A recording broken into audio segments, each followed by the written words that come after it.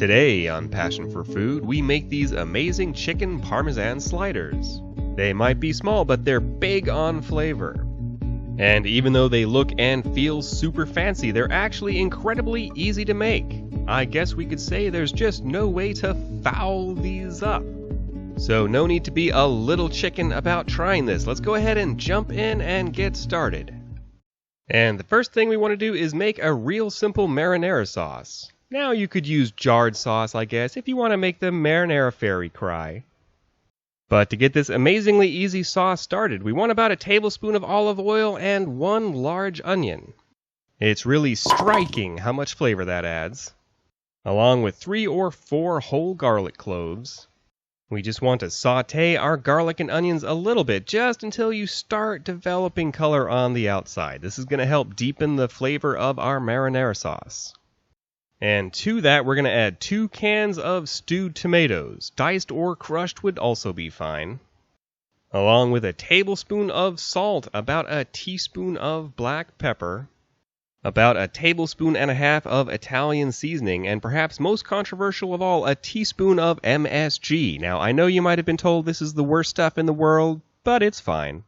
Not only that, but it adds an umami savoriness that really elevates a marinara sauce beyond belief.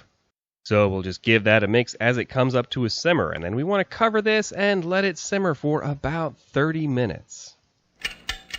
At which point our marinara sauce is ready. Now you could leave this chunky if you want, but I'm actually going to blend mine with an immersion blender. You could also use a food processor or regular blender for this job.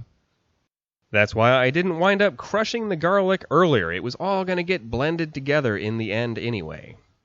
Now that's one smooth operation.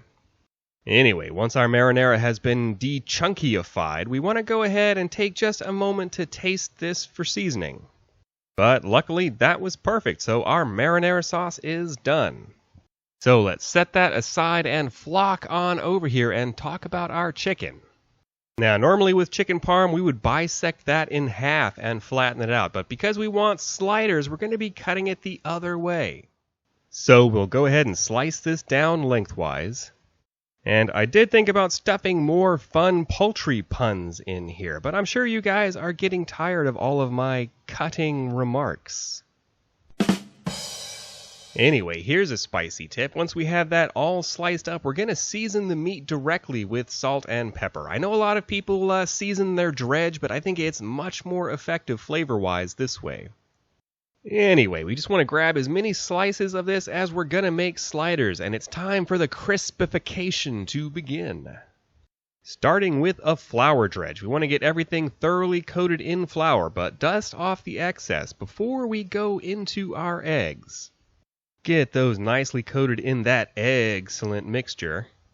I would tell you guys more egg puns, but I really need to beat it. Over to the final stage, our panko breadcrumbs. Now, crummy jokes aside, panko is definitely the superior choice for this final step. And it comes down to the way the bread for panko is actually baked with electric current, yielding shockingly good results. Anyway, we're going to go ahead and pan fry these in a couple of tablespoons of oil. Now, when you put these in, they should start sizzling immediately, otherwise your pan is not hot enough. And we really want to stick around for this. These are so small and thin that they cook up super quick. After only about a minute and a half, mine were ready for a flip, and you can see they're nicely golden brown. Once we've cooked both sides to crispy perfection, we can go ahead and pull these off to a cooling rack until we're done cooking all of them. And for the final stage here, we want a nice big baking dish. We are going to load in that beautiful marinara we made earlier. I would tell you guys one more saucy joke, but I just don't want it to get spread around. Anyway, now that we've laid out our fried chicken pieces, we need to go ahead and top this. I like to use a 50-50 combination of mozzarella and slivered Parmesan cheese. I like to load up as much cheese as I can, and then we can fly this off to our oven. So we're just going to slider them on in there, and we want to just broil this until the tops are brown and melty. Once they are, we can go ahead and pull these out, and there's really no need to let these sit and rest. We can go ahead and serve these up immediately. You can add some extra marinara if you want, but I find the amount you get scooping these up from the bottom is perfect. And of course you could serve these with pasta, just like the traditional chicken parm, but I think these little sliders are a lot of fun. And I hope you give them a try. And a special thanks to Hannah for suggesting chicken parmesan. If there's something you would like to see me make on the channel, leave me a comment below. I really hope you've enjoyed today's episode of Passion for Food. If you have, smash that like button and don't forget to subscribe and hit that little bell so you don't miss our future recipes.